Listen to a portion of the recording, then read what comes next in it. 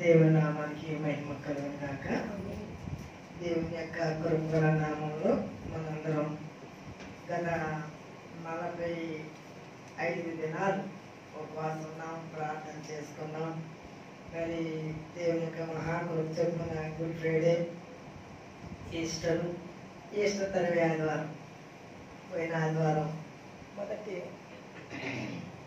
ఆదివారం, ఆ ఆదివారం మహిళా ఆదివారంగా చాలా సంఘాల్లో ధ్యానిస్తూ ఉంటాం వాక్యాన్ని. నేను కూడా వాక్యం చెప్పడానికి వెళ్ళొచ్చాను. దేవుని యొక్క కృపగల నామంలో దేవుని యొక్క వాక్యం ప్రకటించడం గొప్ప భాగ్యం. నా జీవితంలో నీకు ఇష్టం ఏంటంటే ఎవరిని అడిగితే వాక్యం ప్రకటించడమే నాకు చాలా చాలా చాలా ఇష్టం. ఎందుకు? మా దేవుని గురించి చెప్పడమే వాక్యం. ఏంటండి? ఆయనే వాక్యం. ఆయన గురించి చెప్పడం ఇష్టం. ఎందుకంటే ఆయన చాలా ప్రేమమయుడు, ఆయన చాలా కృపగల దేవుడు, ఆయన చాలా చాలా చాలా మంచివాడు. మనం ఎవరన్నా కాసేపు మనతో మాట్లాడాలనుకున్నారనుకోండి, కొంతసేపు మాట్లాడడానికి ఇష్టపడతాం. తర్వాత మన పనులు, మనకున్న వ్యవహారాలు, ఇప్పుడు ఎప్పుడు వెళ్తారా బాబు, ఎప్పుడు పెడతారు, పని చేసుకోవాలి అనుకుంటాం. ఒకవేళ మధ్యరాత్రిలో లేపండి, ఇప్పుడైనా నీకు టైం మాట్లాడడానికి, వాడు మన నిద్రంతా చెడగొట్టు అది తిట్టుకుంటాం. కానీ మన యేసు ప్రభు అర్ధరాత్రిగా లేపినా సరే, అర్ధరాత్రిగా లేచి ప్రార్థన చేసినా పెట్టాడు. ఎవరు మాట్లాడకపోయినా ఆయన ఎప్పుడు మాట్లాడతారు. ఎంతసేపు మాట్లాడే విసుకోడాను. అందుకే చాలా మంచివాడు. ఆదరణ లేని వారిని ఆదరించే దేవుడు. మంచం మీద ఉన్న వాళ్ళ దగ్గర ఎంతమంది ఉంటారండి? ఎంతసేపు ఉంటారండి? కానీ ఆయన ఎప్పుడు ఉంటాడు. నువ్వు ఎన్ని సంవత్సరాలు మంచం మీద ఉంటే అన్ని సంవత్సరాలు నీ పక్కనే ఉంటాడు. సర్వాంతరయాన్ని. ఇలాంటి గొప్ప దేవుడి గురించి ఎంత చెప్పినా తలుపు తీరదు, తక్కువే. మరి అలాంటి గొప్ప దేవుని గురించి మనము ధ్యానించుకోవడం, అది మనకి ఎంతో గొప్ప సంతోషము, గొప్ప ఆశీర్వాదం.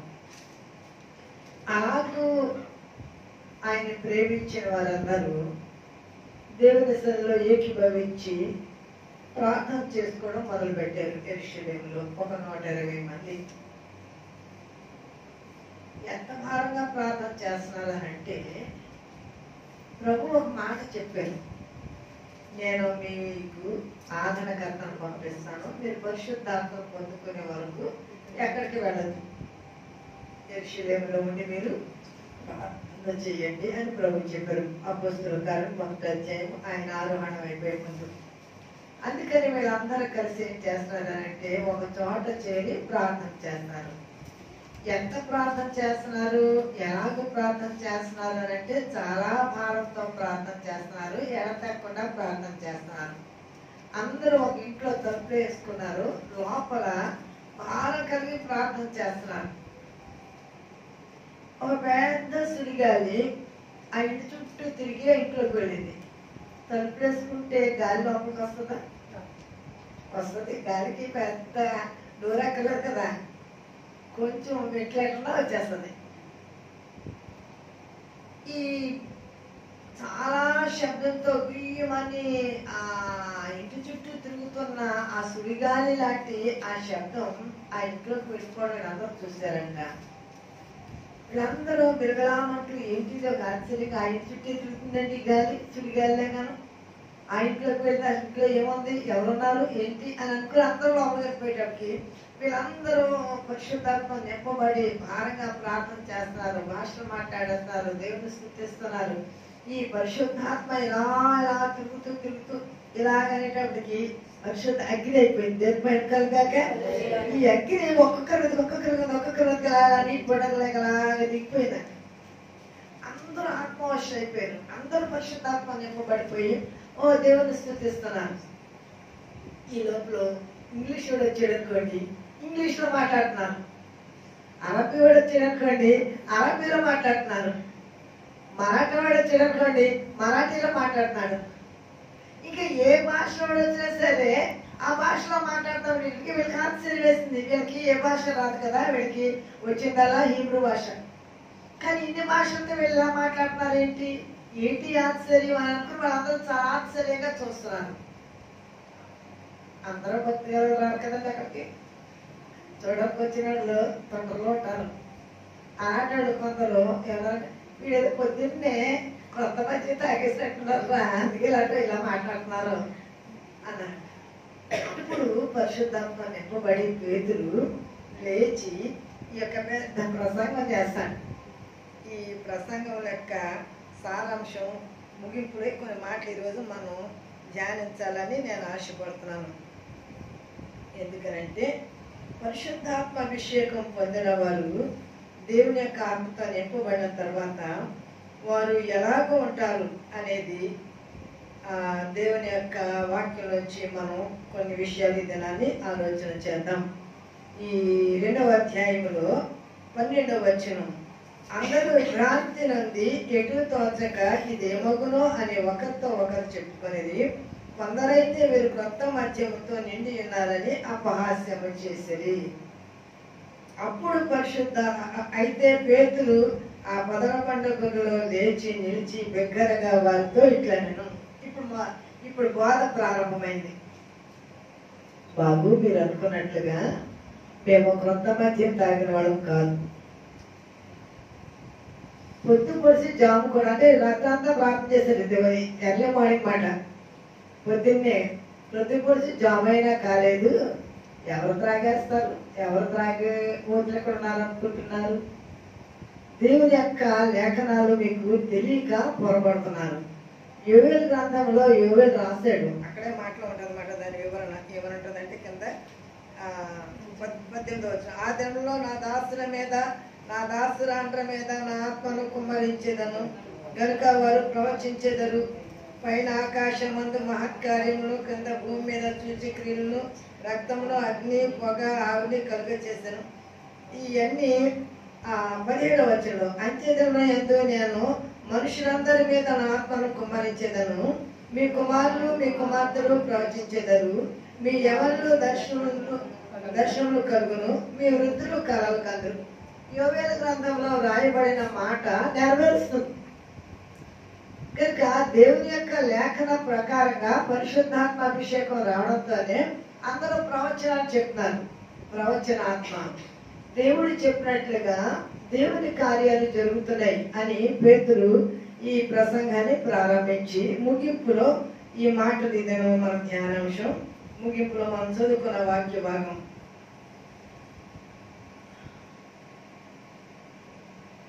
2వ అధ్యాయము చూడండి 38వ వచనం దగ్గర 37 కానీ చదువుతాను. వారి ఈ మాటని నేను హృదయంలో నచ్చుకొని, సహోదరులారా మేమేమి చేద్దామని పేతురును కడమ అప్పొస్తలు అడగగా, పేతురు మీరు మారు మనసు పొంది పాప క్షమాపణ నిమిత్తము ప్రతివాడు యేసుక్రీస్తు నామమున బాప్తిస్మం పొందుడి, అప్పుడు మీరు పరిశుద్ధాత్మ వరము పొందుదురు. ఈ వాగ్దానం మీకును మీ పిల్లలకును దూరస్తులందరికీ అనగా ప్రభు అయిన మన దేవుడు తన యొద్దకు పిలిచిన వారికందరికీ చెందునని వారితో చెప్పాను. ఇంకా అనేక విధములైన మాటలతో సాక్ష్యం ఇచ్చి మీరు మూర్ఖులకు ఈ తరం వారికి వేరే రక్షణ పొందుడని వారిని హెచ్చరించాను.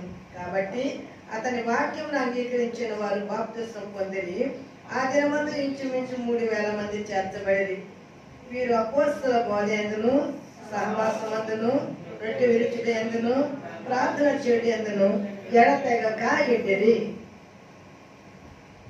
ఈ బోధ విన్న తర్వాత అంటండి ఎంతమంది మారు మనసు పొంది బాప్తిస్మం పొందారట?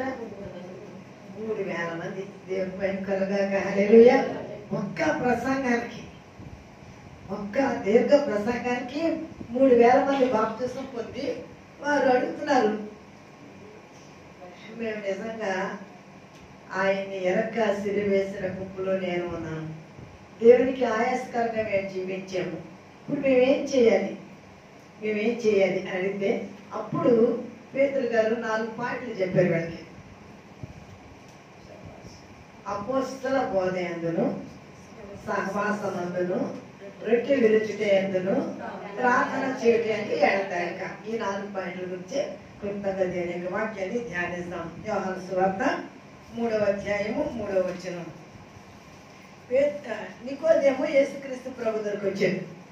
వచ్చి మారు మనసు పొందాలంటే లేదా నిత్య జీవనంలో ప్రవేశించాలంటే నేనేం చేయాలి అని అంటే అప్పుడు ప్రభు 3వ వచనం చెప్తారు 3:3. అందుకు యేసు అతనితో, ఒకడు క్రొత్తగా జన్మిస్తేనే కానీ అతడు దేవుని రాజ్యంలో చూడలేడని నీతో నిశ్చయముగా చెప్పుచున్నాను నేను. ఒకడు క్రొత్తగా జన్మిస్తేనే కానీ దేవుని యొక్క రాజ్యంలో చూడడని నికోదేముతో యేసు ప్రభు చెప్తారు. ఏం చేయాలి అనేది మొదటి ప్రశ్న. దానికి జవాబు పేతురు గారు ఏం చేస్తున్నారండి, ఏం చెప్తున్నారండి? నమ్మి బాప్తిస్మం పొందినవాడు రక్షించవాడు. కనుక వాళ్ళందరూ బాప్తిస్మం పొందేశారు. 3,000 మంది బాప్తిస్మం పొందారు.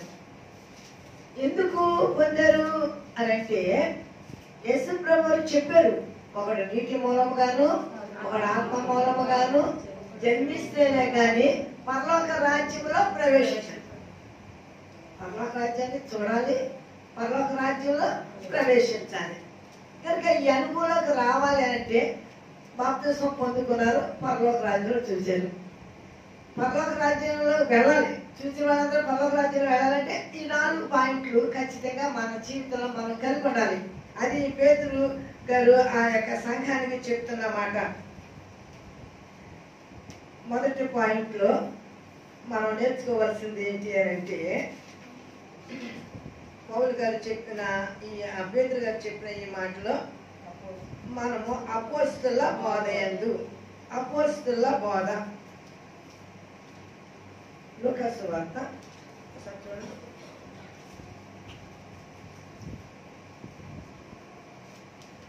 యేసుక్రీస్తు ప్రభు వారు ఈ బోధ చేసేటప్పుడు తన శిష్యులు ఆయన మాటలు వింటూ ఉన్నారు. దానికంటే ముందు ఇంకో మాట చెప్తాను చూడండి. దీనికంటే మన ముందు 2వ దశలోనిక పత్రిక 3వ అధ్యాయము 6వ వచనం. ఈ 300 మందికి చెప్తున్న మాట అక్కడ ఏంటంటే బాప్తిస్మం పొందిన మీరు ఎలా ఉండాలి అనేది చెప్తాడు. ఈ కలుగునట్టు త్వరగా తీస్తే మనం ముందుకు వెళ్దాము. 2వ దశలోనిక పత్రిక 3వ అధ్యాయము 6వ వచనం. సహోదరులారా, మేము చెప్పిన బోధ ప్రకారము చూడండి, అక్రమంగా నడుచుకొని వారికి బాప్తిస్మం పొందిన మీరు ఎవరితో సహవాసం చేయాలి, ఎవరితో ఉండాలి అని అంటే మీరు దేవుని సహవాసం కలిగి క్రమంగా జీవించే వారితో మీరు జీవిస్తే మీరు కూడా క్రమమైన భక్తిని నేర్చుకుంటారు. అక్రమంగా నడుచు ప్రతి వారికి మీరు వేరే దూరముగా ఉండు. ఎందుకనంటే మన ఆత్మీయ జీవితం పాడవడానికి మెయిన్ కారణం ఎవరండి? మనం ఎవరితో సహవాసం చేస్తామో వాళ్ళే మన యొక్క ఆత్మీయ జీవితాన్ని నుండి మనం దూరం చేయడానికి అపవాది వాడుకుంటాడు. వాళ్ళ మంచోడే, కానీ అపవాది మన పాడు చేయడానికి వాళ్ళు వాడుకుంటూ ఉంటాడు. అందుకని మనం జ్ఞానం ఎరిగి వివేచన కలిగి మసులుకోవాలి. సహవాసం చేయడం తప్పులేదు, కానీ ఆ సహవాసం మనకి ప్రమాదం అని అనుకుంటే మనం దాని విషయంలో జాగ్రత్త పడాలి. అది పరిశుద్ధాత్మ దేవుడు చెప్తున్న మాట. 2వ తిమోతి పత్రిక, తిమోతికి రాసిన 2వ పత్రిక 4వ అధ్యాయము 2వ వచనం. సమయం అనక ఆ సమయం దేవుడు నాతో మాట్లాడమని మాట చాలా ఇష్టం. ఎందుకంటే దేవుడు మాట్లాడే ప్రతి మాట జీవితంలో చచ్చిపోయేదాకా గుర్తుంటుంది నాకు. దర్శనం అంటే ఎంత పెద్ద రేలు, బంగారపు రేలండి అది. ఈ వాక్యం మీద ఇలా పెట్టుంది, పెట్టి దీన్ని చదువు అన్నాను, ఇది చదువు అన్నాను. వాక్యమును ప్రకటించము, సమయమందును అసమయమందును ప్రయాసపడము, సంపూర్ణమైన దీర్ఘశాంతముతో ఉపదేశించుచు ఖండించుచు గద్దించుము, బుద్ధి చెప్పుము. ఎందుకనగా జనులు హితబోధన సహింపక దురద చెవులు గలవారు తమ స్వకీయ దురాశల వలన ఏ బోధ కట్టండి? వారికి అనుకూలమైన బోధకు అపోస్తుల బోధ వీళ్ళకి, వీళ్ళకి అనుకూలమైన బోధ కావాలి. ఇక్కడ అపోస్తుల బోధ అనేది ఈ మాట నేను వాక్యం చదివించాను. అపోస్తుల బోధ ఎలా ఉంటుందంటే ఖండించము, గర్జించము, బుద్ధి చెప్పు. ఇది అపోస్తుల బోధ. వీళ్ళకే బోధ కావాలి? వాళ్ళకి అనుకూలమైన బోధ కావాలి. దురద చెవులు గలవారై వారికి అనుకూలమైన బోధకులను పోగు చేసుకుని తమ కోసం కల్పన కథల వైపు తిరుగు కాలం. అప్పుడు టీవీలు రాలేదండి దేవుడితో మాట్లాడినప్పుడు. దేవుడు 40 సంవత్సరాల కింద మాట్లాడేది. నేను దేవుడు కొత్తగా సేవలోకి అడుగు పెట్టి సేవకు రాలా. రక్షణ అనుభవం దేవుని కోసం బ్రతకాలని ఒక ఆశ. ఈ సండే స్కూల్ పిల్లలకి సండే స్కూల్ సూపరింటెండెంట్గా, స్నేహ సమాజంలో ట్రెజరర్గా ఇలా సేవ అంటే ఇష్టం. సంఘంలో ఉన్నాను కనుక ఏదో పని చేయడానికి వారు పిలిచినప్పుడు చాలా సంతోషంగా ఇష్టపడి చేస్తూ ఉండేదాన్ని. అప్పుడు మాట్లాడే మాట అంటే నా పెళ్ళైన కొత్తలో భక్తి చిన్నప్పటి నుంచి ఉన్నది. సండే స్కూల్ పిల్లప్పుడు కానీ భక్తి. దేవుని కృపను బట్టి మన పిల్లలకి సోమవారం నుంచి బీబీఎస్ పెడుతున్నాను. దేవుని యొక్క కృపలో పిల్లలకి నాకు వాక్యం చెప్పడం చాలా ఇష్టం. కానీ మేము వాక్యం చెప్పే అంత తీరిక నాకు ఎక్కడ ఉంటుంది? ఇప్పుడు దొరికింది దేవుని కృపను బట్టి. మరి 10 రోజులు డివోషన్ వీళ్ళకి మార్నింగ్ నేనే డివోషన్ ఇవ్వాలనుకుంటున్నాను. ఎన్నో పనులు ఒత్తిడి నాకు ఉన్నాయి. అయినా సరే నాకు సండే స్కూల్ పరిచయం అంటే చాలా ఇష్టం. ఎందుకు అని అంటే వీళ్ళ కనుక సరిగ్గా మనం నారుబడి బాగుంటే ఈ మొక్క తీస్తే ఎక్కడ నాటినా సరే బాగా ఫలిస్తుంది. ఎక్కడి నుంచి వచ్చిందండి ఈ మొక్క అంటే పలానా ఊరి నుంచి అని చెప్పరు. ఈ సీడ్ ఎక్కడి నుంచి, ఈ విత్తనం ఎక్కడ తీసుకొచ్చేదని అంటేనే. అలాగే ఈ విత్తనాలు ఎక్కడికి వెళ్ళా సరే ఎక్కడి నుంచి వచ్చినాయి అంటే హోలీ స్పాండ్ చర్చ్ నుంచి వచ్చినాయని చెప్పాలి. అది నా ఆశ. కనుక అలాంటి ఆత్మీయమైన మన పిల్లలు చూడడంతోనే మన పిల్లల యొక్క రక్షణను మనం చెప్పక్కర్లా, మన పిల్లలు చూసిన చెప్పాలి. మన పిల్లల్ని అలాగూ మనం తరబితి చేయాలి, అలాగూ మనం తయారు చేయాలి. మన పిల్లలందరినీ రక్షణ మార్గంలో ఏదో అందరూ పెట్టుకున్నారు మనం పెట్టుకున్నారు కాదు. మన పిల్లలందరూ బాల్య దశలోనే నీ సృష్టికర్తను నీవు స్మరణకు తెచ్చుకోను. ఎవరుడా ఎవరి కాలమందు ఆయన కాడి కిందకి రా, అది నీకు మేలు. ఎందుకంటే ఎవరి కాలంలో కాడి కిందకు వస్తే బలమైనలేడు. ఎవరస్తులు దేవుడి కొరకు బలమైన పని చేస్తారు. ఎవరి కాలంలో దేవుడు చిన్నతనం నన్ను పిలుచుకున్నాడు కనుక దేవుని యొక్క కృపకర నామంలో అనేక సంవత్సరాలు 1,000 మంది వాక్యం చెప్పే భాగ్యం దేవుడు ఇచ్చాడు. దేవుడు మైకల్గా హల్లెలూయా.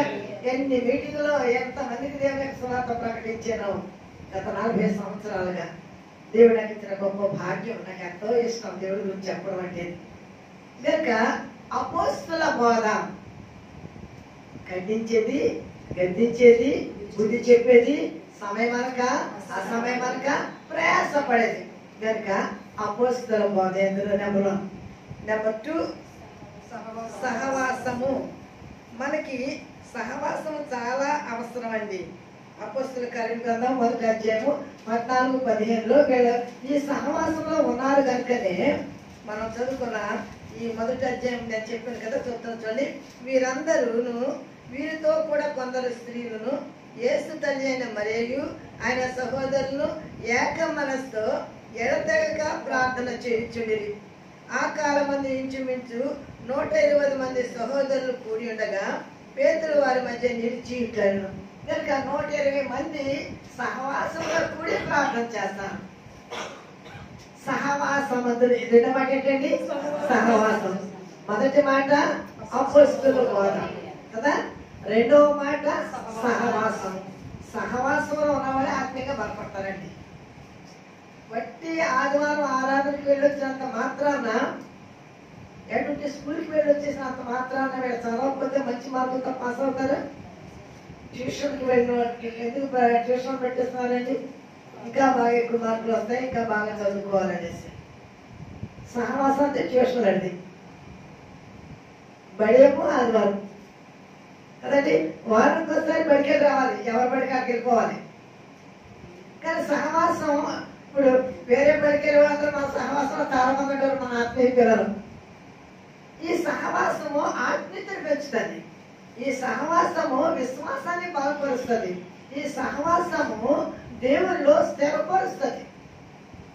సహవాసంలో ఉన్నవాళ్ళే ప్రార్థన చేయమంటే ముందు లేచి ప్రార్థన చేస్తాను. సహవాసంలో ఉన్నవాళ్ళే పాట పాడమంటే ముందు లేచి పాట పాడతాను. ఎందుకంటే ఏమొచ్చింది అనమాట, సహవాసంలో ధైర్యము, ప్రార్థన అనుభవము, పాటలు పాడే ఆసక్తి, ఇవన్నీ సహవాసంలో ఉంటాయి. అందుకనే ఉపవాస ప్రార్థన సహవాసం కావచ్చు, ఇంటి ప్రార్థన సహవాసం కావచ్చు, సభల ప్రార్థన సహవాసం కావచ్చు, ఇంకా ఎవరైనా సరే మీటింగ్ పెట్టుకున్నారు అనుకోండి, ఇదంతా సహవాసం. మన జీవితంలో సహవాస అనుభవము ఆత్మీయ జీవితాన్ని బలపరుస్తుంది కనుక పేతురు చెప్తున్నాడు, మీరు సరైన వాక్యాన్ని వినాలి. సహవాసం, పరిశుద్ధుల సహవాసం. నెంబర్ 3, రొట్టె విరుచుట యందు కదండి, రొట్టె విరుచుట యందు. లూకా సువార్త 22వ అధ్యాయము 19వ వచనం. యేసుక్రీస్తు ప్రభువారు సహవాసం, ఎవరంటే ఆయన సహవాసం తన శిష్యులే కదండి. 12 మంది సహవాసంతో ఆయన ప్రార్థన చేసేవారు. అప్పుడు ఆయన ఆ పస్కా విందు ప్రభురాత్రి భోజన విందుగా మార్చేశాడు. దేవుని మహిమ కలుగాక. హల్లెలూయా. ఆ రాత్రి కాడ ఆయన చదువుతాం 22:19. పిమ్మట ఆయన ఒక రొట్టె పట్టుకొని కృతజ్ఞతాస్తుతులు చెల్లించి వారికి ఇచ్చి, ఇది మీ కొరకు ఇవ్వబడుచున్న నా శరీరము, ఇప్పుడు ఇది పుచ్చుకొనుడి. పేతురు గారు కూడా ఏం చెప్తున్నారు అంటే, ఈ బాప్తిసం పొందిన వాళ్ళందరూ ప్రభురాత్రి భోజన సంస్కారంలో పాల్గొవాలి. ఎందుకంటే అది పుచ్చుకోవాలి అని ప్రభు చెప్పారు. ఈ భక్తి మార్గంలో ఇవన్నీ మెట్లు, ఈ అనుభవాలు. బాప్తిసం పొందిన తర్వాత రక్షించబడ్డాం, విశ్వాసం వచ్చింది. విశ్వసించిన నీవు వాక్యాన్ని వినాలి. నెంబర్ 1, అపోస్తలుల బోధ అంటే సరైన వాక్య అనుభవంలో సరైన వాక్యాన్ని వినాలి. వాక్యంలో ఖండిపున్న, వాక్యంలో గద్దెపున్న, వాక్యంలో సరిచేసే ఏ బోధకుడైనా మనల్ని సరిదిద్దినప్పుడు దిద్దుకునే మనసు ఉండాలి. బుద్ధి గల ఆత్మ దిద్దుకుంటుంది, బుద్ధి లేని ఆత్మ తిరస్కరిస్తుంది. కనుక దిద్దుకునే మనసు మనకు ఉండాలి. తర్వాత సహవాసం. ఎక్కడితో ముగ్గురు కూడి నా నామమున ప్రార్థిస్తారో మరి మధ్య అన్నారు. కనుక మన సహవాసముగా ఇద్దరు కలిసి ప్రార్థన చేసినా సరే దేవుడు గొప్ప కార్యం చేస్తాడు. కనుక సహవాసముగా ప్రార్థన చేయాలి. 3వది రొట్టె విరుచుట. కనుక ప్రభురాత్రి భోజన సంస్కారంలో పాల్గొవాలి. యేసు ప్రభు వారు చెప్పారు, ఇది పుచ్చుకున్నప్పుడు నేను ఎందుకు ఈ శిలువ త్యాగాన్ని చేస్తున్నానో, ఎందుకు నా శరీరాన్ని నలగొట్టుకుని మీ కొరకు ఆహారముగా రొట్టెగా మారుస్తున్నానో అది మీరు పుచ్చుకున్నప్పుడు జ్ఞాపకం ఉంచుకోండి. అది పుచ్చుకోవడం వల్ల మనకి ఏం జ్ఞాపకం వస్తుంది అనమాట అండి, ఆయన శిల్వ శ్రమ మాడ పునరుద్ధానాన్ని జ్ఞాపకం తెచ్చుకోవడానికి. అపోస్తలుల బోధలో బలపడిన ప్రతి వారు బల ఆరాధనలో పాల్గొవాలి ఆత్మీయంగా. ఎందుకంటే మన ఆత్మ బలవంతంగా ఉండాలి అని అంటే శరీరాహారము శరీరానికి ఎలాంటి బలమిస్తుందో ఆత్మీయ ఆహారం ఆత్మను బలపరుస్తుంది. కనుక రొట్టె విరుచుట యందును ప్రార్థన చేయుట యందును ఎడతెగక ఉండిరి. ప్రార్థన చేయుట యందు. దీనికి ముందు ఇంకో 2 మాటలు చెప్తాను. అపోస్తలుల కార్యముల గ్రంథం 10వ అధ్యాయం 44వ వచనం చూద్దాం ఒకసారి. అపోస్తలుల కార్యముల గ్రంథం 10వ అధ్యాయం 44వ వచనం.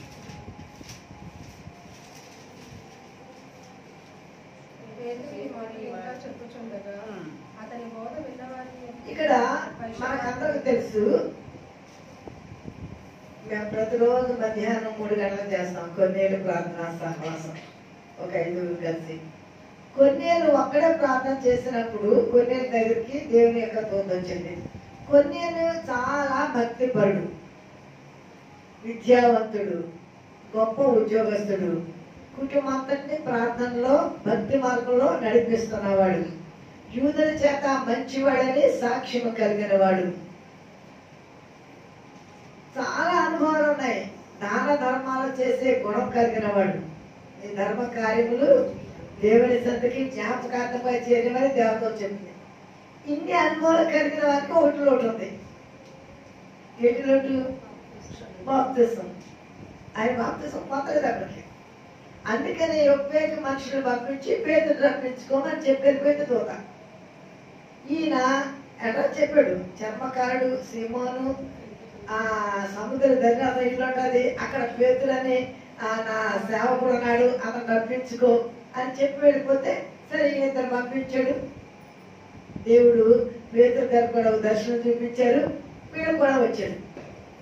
పేతురు వచ్చే వరకు తన ముఖ్య స్నేహితుల్ని, ఇంటి వారిని, బంధువుల్ని అందరినీ పిలిచి పేతురు కొరకు ఎదురు చూస్తా ఉన్నాడు. అతని ఆసక్తిని బట్టి పేతురుతో వచ్చిన వాళ్ళందరూ దేవుని యొక్క ప్రేమ ఎంత గొప్పది అన్ని చేయలేడలా అని అనుకుని వారు సంతోషంగా ప్రార్థనలో ఏకీభవించారు. పేతురు గారు వాక్యం చెప్పినారు. వారు వాక్యం వింటూ ఉండగానే వారందరి మీదకి పరిశుద్ధాత్మ దేవుడికి వచ్చాను. హల్లెలూయా. వాక్యం వింటూ ఉండగానంటే ఎంత శ్రద్ధగా వింటారండి, ఎంత ఆసక్తితో వింటారండి. దేవుని యొక్క మాటలు ఆసక్తితో వింటే మన ఆత్మలో దేవుని యొక్క ఆత్మ పనిచేస్తాం. వారు ఆసక్తితో వింటానికి వారు వాక్యం వింటూ ఉండగానే పరిశుద్ధాత్మ వారందరినీ కుమ్మరించబడినప్పుడు వారందరూ భాష మాట్లాడడం మొదలు పెట్టారు. వారందరూ దేవుని స్తుతించడం మొదలుపెట్టి యూదులు వచ్చారు. ఈయన కూడా పేతురు గారు కూడా. అన్ని జనుల మీద వీళ్ళు బాప్తిసం పొందలేదు, కానీ వీరందరూ పరిశుద్ధాత్మ నింపబడాలని వీళ్ళందరూ ఆశ్చర్యపోతున్నారు. సహవాసం వాళ్ళందరూ దేంట్లో ఉన్నారండి? సహవాసంగా కలిసి వాళ్ళందరూ ప్రార్థన చేస్తూ ఉండగా పరిశుద్ధాత్మ దేవుడు వారందరి మీద దిగి వచ్చి పరిశుద్ధాత్మను కుమ్మరించినట్లుగా తర్వాత వాళ్ళందరూ బాప్తిసం పొందినట్లుగా దేవుని యొక్క వాక్యాన్ని మనం చూస్తున్నాం. కనుక 4వ పాయింట్ ఎడతెగక. 4వ పాయింట్ ఏంటంటే హోషేయ గ్రంథము 12వ అధ్యాయము 6వ వచనం. హోషేయ గ్రంథము 12వ అధ్యాయము 6వ వచనం. కాబట్టి నీవు నీ దేవుని తట్టు తిరగవలెను. కనికరమును న్యాయమును మొదట మనం ఎవరి తట్టు తిరగాలంటే ఎప్పుడు తిరుగుతాము? అవసరం వచ్చినప్పుడు. ఎప్పుడు తిరుగుతాము? సమస్య వచ్చినప్పుడు. పిలవక్కలేదు దేవుడు, మనం వెళ్ళిపోతాం కదండి. ఆయన పిలవక్కలేదు అప్పుడు కదండి, మనం వెళ్ళిపోతాము. ఎందుకంటే మన కష్టం, మన బాధ, మన శ్రమ, మన సమస్య, మన నొప్పి కనుక మనమే పరిగెట్టుకు వెళ్తాం. కృపగా దేవుడు ఇప్పుడు వచ్చేవాళ్ళంటే ఆయన ఎంత ప్రేమ గల దేవుడు. సరే అమ్మా, నీ కష్టం, నీ దుఃఖం, నీ వ్యాధి, నీ బాధ నేను చూస్తున్నాను. నీ విశ్వాసాన్ని బట్టి నేను నిన్ను స్వస్థపరుస్తున్నాను, సమాధానంగా వెళ్ళు అని చెప్పి చక్కగా స్వస్థపరిచాను. ఇప్పుడు లోకంలోకి వెళ్ళిపోయారు. డబ్బులు వచ్చింది, ఇల్లు వచ్చింది, ఉద్యోగం వచ్చింది, ఏమండి అంచెంచెల వరకు పైకి వెళ్ళిపోయారు. ఇప్పుడు ముఖమేమో లోకం వైపు, వీపేమో దేవుడి వైపు. ఏమీ లేనప్పుడేమో బైబిల్ అన్నమాట నా మాట కదండి, ఇశ్రాయేలీలు శ్రమ కలిగినప్పుడేమో దేవుడి వైపు చూశారంట. శ్రమ పోయిన తర్వాత మరి వీపులు నా తట్టు తిప్పిరి అని అంటాడండి. అంటే ముఖం ఏమైపు వెళ్ళిపోయిందండి? ముఖం లోకం వైపు వెళ్ళిపోయింది. అప్పుడు వరకు లేని చుట్టాలు, అప్పుడు వరకు లేని కులాలు, అప్పటి వరకు సాయం చేయని బంధువులు, అప్పటి వరకు వచ్చారో బతికారో తిన్నారో లేదో పట్టించుకునే వాళ్ళు ఇప్పుడు అందరూ వచ్చేస్తారు. యువకుగా కట్టండి, దేవుడు ఆశ్రయిస్తుందట.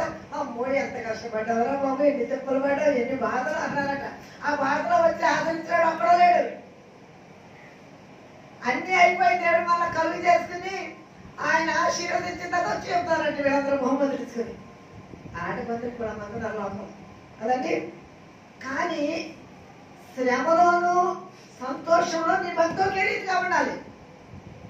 కలిమిలోను లేమిలోను నీ భక్తి ఒకే రీతిగా ఉండాలి. ఆరోగ్యంగా అనారోగ్యంగా ఉన్నా నీ భక్తి ఒకే రీతిగా ఉండాలి. అలా ఉంటేనే నిజమైన భక్తి.